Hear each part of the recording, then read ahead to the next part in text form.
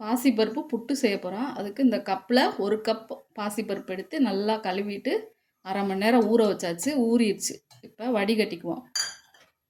நல்லா வடிகட்டிட்டு தண்ணி இல்லாமல் மிக்ஸி ஜாரில் போட்டு அரைச்சிக்குவோம்.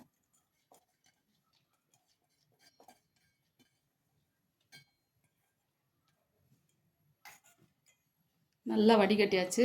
தண்ணி நல்லா வடிஞ்ச உடனே மிக்ஸி ஜாரில் போட்டு அரைச்சிக்குவோம். இந்த மிக்ஸி ஜாரில் அரைச்சாச்சு. அரைச்ச இதை கொரகொரப்பாக அரைச்சிக்கணும். அதை இட்லி தட்டில் வச்சு ஒரு 10 நிமிஷம் வேக வச்சுக்கணும். நல்லா தண்ணியை வடிச்சிட்டு அதுக்கப்புறம் வேக வைக்கணும். 10 நிமிஷத்தில் வெந்துடும்.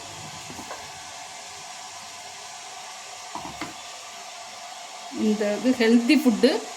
சின்ன குழந்தைங்கள்லேருந்து பெரியவங்க வரைக்கும் நல்லா சாப்பிட்லாம். நல்லா ப்ரோட்டீன். பாசிப்பருப்பு நல்லா ஹெல்த்தியானது.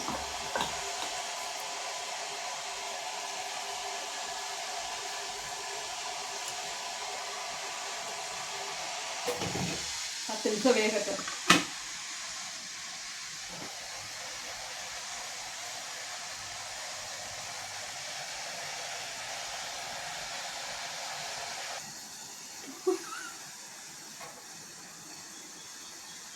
இப்போ 10 நிமிஷம் ஆயிடுச்சு. வெந்துடலான்னு பார்ப்போம். வெந்துருச்சு. எடுத்துக்குவோம். அடுப்பை ஆஃப் பண்ணிட்டு எடுத்து ஆற வச்சுக்குவோம். நல்லா வெந்துருச்சு.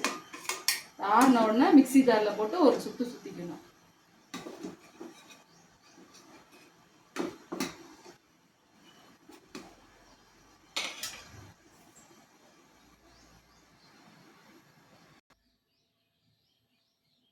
இப்போ நல்லா ஆறிடுச்சு. அதை மிக்ஸி ஜாரில் போட்டு ஒரு சுற்று சுற்றிக்குவோம். கொரகொரப்பாக.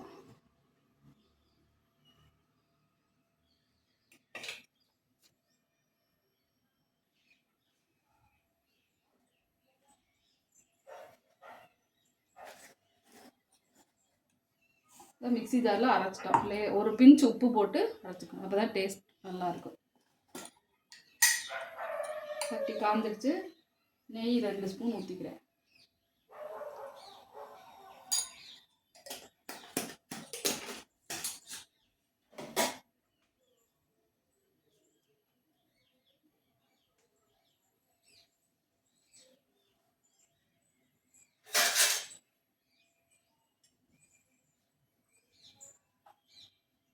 நெய் சூடாயிடுச்சு. முந்திரி பருப்பு போட்டுக்கிறேன்.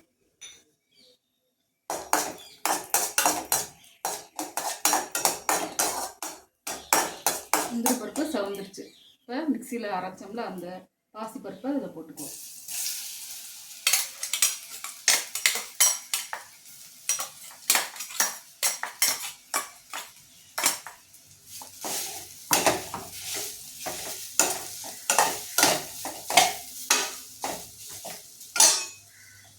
ஜீனி 1/4 கப் போடுறேன். உங்களுக்கு தேவையான அளவு சுகர் சேர்த்துக்கணும்.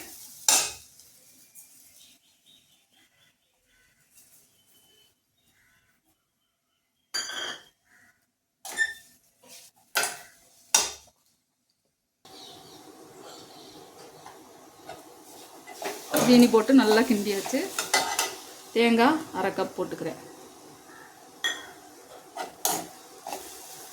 பாசி புட்டு ரெடி ஆயிடுச்சு. இதை ஸ்நாக்ஸாகவும் செஞ்சு கொடுக்கலாம், பிரேக்ஃபாஸ்ட்டாகவும் செஞ்சு கொடுக்கலாம். ஸ்கூலுக்கு போகிற குழந்தைங்களுக்கு நல்ல ஹெல்த்தியான ஃபுட்டு.